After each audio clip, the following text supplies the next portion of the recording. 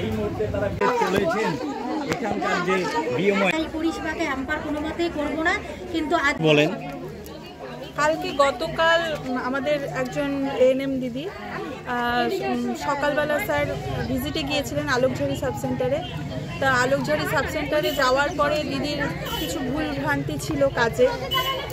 আমাদের যে এমসিপিসি কার্ড থাকে সেটা ইনকমপ্লিট ছিল, সেটা আমরা ভুল করেছি, সেটা আমরা মানছি যে আমাদের ভুল ছিল, কিন্তু সেটার দায়িত্ব মানে আমাদের ঠিক করে দেওয়ার দায়িত্ব তো আমাদের এই ইমিডিয়েট যারা আমাদের সুপারভাইজার থাকে তারাই তো, আমাদের যে ব্লক লেভেলের যারা আছেন অফিসাররা তারাই তো আমাদের এই ভুলগুলো রেকটিফাইড করবেন। কিন্তু উনি গিয়ে দিদিকে খুব অশ্লীল ভাষায় বাজে কথা বলেছেন। দিদিকে নাকি বলেছেন যে লাথ মেরে সাবসেন্টার থেকে বের করে দেবো। এটা সত্যিই আমাদের খুব মানে খুবই খারাপ লজ্জা আমাদের।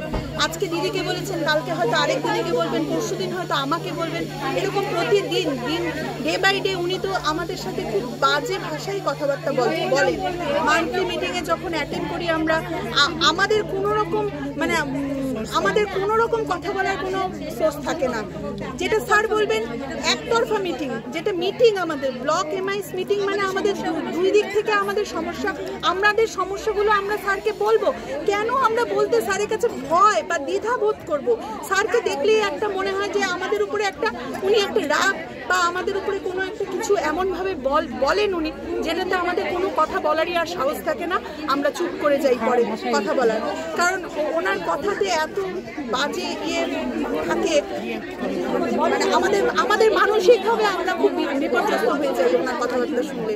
যাই হোক, তার জন্য আজকে আমাদের এই সবাই মিলে, শুধু আমাদের না, আমাদের সেক্রেটারি দিদিরা, আমাদের আশা দিদিরা, আমাদের সিএইচও দিদিরা সবাই এসেছেন আজকে এই আমাদের আন্দোলনে সামিল হওয়ার জন্য।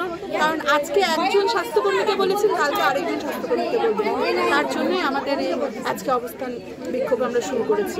আপনার নাম? আমার নাম রিয়া সাহা। আপনি কোন পোস্টে রয়েছেন? আমি হেলথ অ্যাসিস্ট্যান্ট।